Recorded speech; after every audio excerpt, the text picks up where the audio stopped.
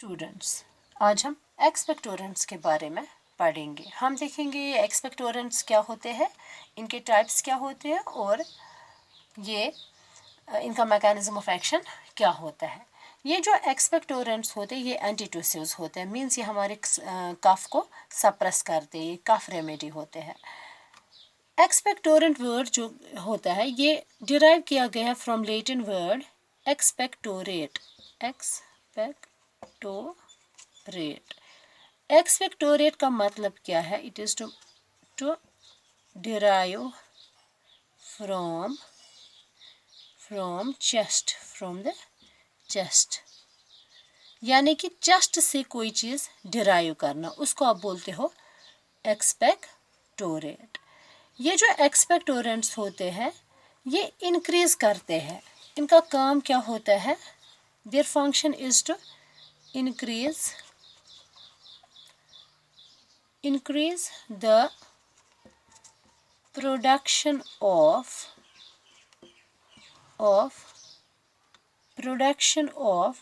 respiratory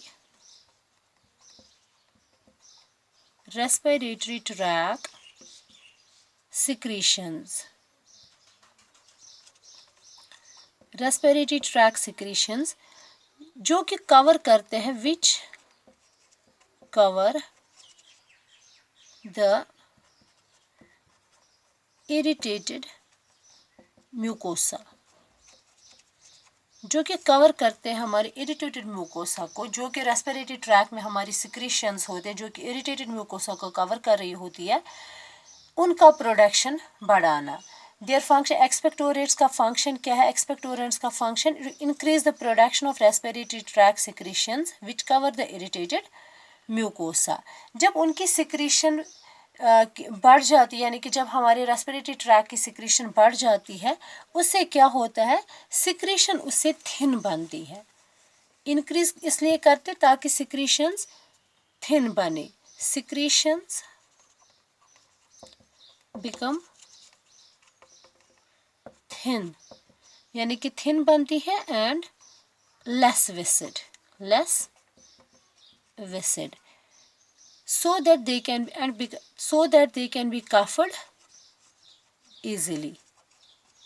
जब हमारे respiratory tract secretion की रेस्पिरेटरी सिक्रीशन थिन हो जाती है और लेस विसिड हो जाती है, वो हमें इजी होती है कफ करने के लिए, मींस बाहर खारिज करने के लिए वो इजी होता है हमारे, जब हमारे को ये वाटरी सिक्रीशंस रहती है रेस्पिरेटरी ट्रैक में, क्योंकि वो पहले थिक हुई होती है in the diseased condition.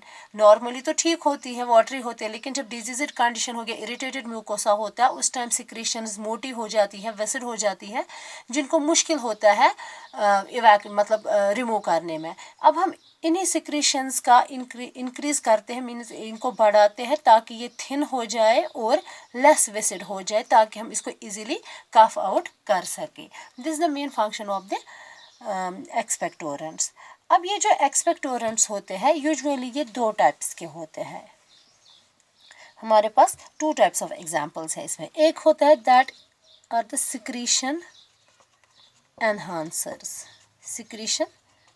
Enhancers, means जो कि हमारे रेस्पिरेटरी ट्रैक की सिक्रीशन को बढ़ाएंगे, एनहांस करेंगे। इसमें एग्जांपल है हमारे पास potassium citrate,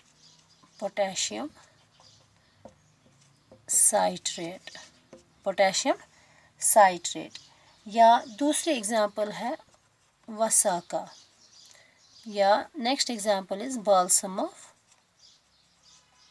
tolu. These are the examples which cause which are the secretion enhancer, means ये हमारे secretions को बढ़ाते हैं। और दूसरा टाइप ऑफ एक्सपेक्टोरेंट्स होते हैं जिनको आप बोलते हो म्यूकोलाइटिक्स में वो सबस्टेंसेस आते हैं जो कि म्यूकस को ब्रेक करेंगे, which cause breaking of mucus, यानी कि ये जो हमारा अंदर से सिक्रीशन उस टाइम मोटी गाड़ी हुई होती है, विसिड हुई होती है या थिक हुई होती है, उनको ब्रेक करना, उनका काम होता है कि उन्हीं सिक्रीशंस को ब्रेक करना। इसमें एग्जांपल्स हैं हमारे पास एग्जाम्पल है हमारे पास bromhexine, bromhexine, bromhexine, या दूसरे है acetyl, acetylcysteine, acetylcysteine, या carbocisteine, carbocisteine, carbocisteine. These are the examples of the mucolytes. इनका म्यूकोलाइटिक्स, इनका फंक्शन क्या है? इनका फंक्शन है they break down the mucus. जो हमारा म्यूकस होता है उनका ब्रेक डाउन करते हैं, उसको पतला बनाते हैं, जिसकी वजह से वो इजी हो जाते हैं, उसको ब्रेक करते हैं. मींस उसमें जो डाइसल्फाइड बॉन्ड्स होते हैं, ग्लाइकोप्रोटीन के म्यूकस में जो डाइसल्फाइड लिंकेजेस होती है उनको वो ब्रेक करते हैं ताकि ये थिन हो जाए. मीन्स म्यूकोलाइटिक्स का मैकेनिज्म ऑफ एक्शन क्या है? ये they cause breakage, they cause breakage of disulphide bonds. Disulphide, ये जो म्यूकस में डाइसल्फाइड बॉन्ड्स होते हैं, breakage of disulphide bonds present in mucus, यानी कि ये म्यूकस में डाइसल्फाइड बॉन्ड्स की ब्रेकेज करते हैं, जिसकी वजह से ये सिलिमी हो जाते हैं. मींस ये जो म्यूकस होता है वो ब्रेक डाउन होता है, जो कि हमें इजी होता है कफ आउट करने में. This was the action mechanism of action of mucolytics. अब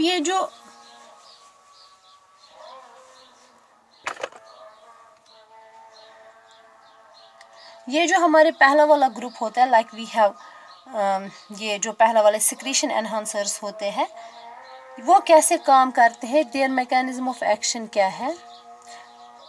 by increasing the bronchial secretion, by increasing bronchial secretions. Means ये ब्रोंकियल सिक्रीशंस को बढ़ाते हैं, जिसकी वजह से हमारा ये जो ब्रोंकियल सिक्रीशंस होती है थिन हो जाती है. एंड दूसरा इफेक्ट क्या है इनका? They reduce the viscosity, they reduce viscosity, जो कि हमें हेल्प करता है. विस्कोसिटी किसकी रिड्यूस होती है? इसी म्यूकस की, यानी कि जो हमारा जो सिक्रीशंस होते हैं उनकी विस्कोसिटी को कम करते हैं, जिसकी वजह से वो इजी होते हैं to be coughed out. It helps in reducing the viscosity, helps in removal, helps in removal. Means ये उनके रिमूवल में मदद करते हैं, क्योंकि जब उनकी लेस विस्कोसिटी होती है, जब म्यूकस की लेस विस्कोसिटी होती है. अब ये जो एक्सपेक्टोरेंट्स होते हैं ये इंक्रीज करते हैं अपनी सिक्रीशन बाय टू मेथड्स. एक होता है कि डायरेक्ट स्टिमुलेशन. ये जो ये होते हैं secretion enhancers, they produce their effect either by direct stimulation. Direct stimulation means जो डायरेक्टली स्टिमुलेट करे हमारे रेस्पिरेटरी ट्रैक को ज़्यादा सिक्रीशंस बनाने के लिए, we consider them under direct stimulants. Direct stimulants में एग्जांपल है हमारे पास वोलेटाइल ऑयल्स की. Volatile oils, volatile oils for example हमारे पास है क्लोव ऑयल, क्लोव ऑयल, क्योंकि इसके वेपर्स अगर हम ऐसे ही लेते हैं, it causes direct stimulation of our respiratory tract, जिससे हमें कफिंग आती है, जिससे हमारे ज़्यादा ये मतलब सिक्रीशंस निकल जाती है. या दूसरा है cedar would oil, cedar would oil. These are the examples of direct stimulants. अब कुछ ड्रग्स ऐसे होते हैं जो कि रिफ्लेक्स एक्सपेक्टोरेंट्स होते हैं. They are reflex expectorants. Reflex expectorants का मतलब वो सब्सटेंसेस होते हैं जो कि हम ऑरली देते हैं. We give them in the oral root.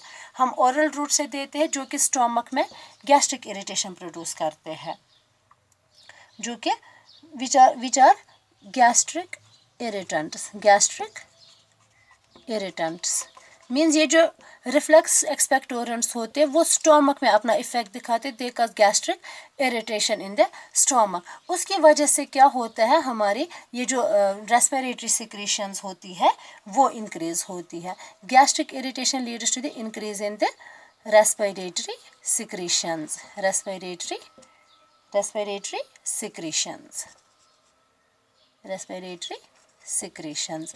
Means हम स्टोमक दवाई स्टोमक में इनको एज ओरल रूट देते हैं जो कि गैस्ट्रिक इरिटेंट्स होते हैं, जो कि गैस्ट्रिक इरिटेशन प्रोड्यूस करते हैं, और बदले में क्या होता है कि रिफ्लेक्स एक्शन में हमें रेस्पिरेटरी सिक्रीशंस इंक्रीज हो जाती है जो कि एक एंटीट्यूसिव इफेक्ट दिखाता है, जो कि एक एक्सपेक्टोरेंट इफेक्ट दिखाता है। ये जो दिस वॉज अबाउट द ये, और इनका साइड इफेक्ट क्या है, दे कॉज वोमिटिंग। इनका वोमिट जो रिफ्लेक्स स्टिमुलेंट्स होते हैं दे कॉज वोमिटिंग। वोमिटिंग इनका मेजर साइड इफेक्ट है, जो कि इनका मेजर साइड इफेक्ट है। This was about the expectorants. For further details we will continue next session. Thank you.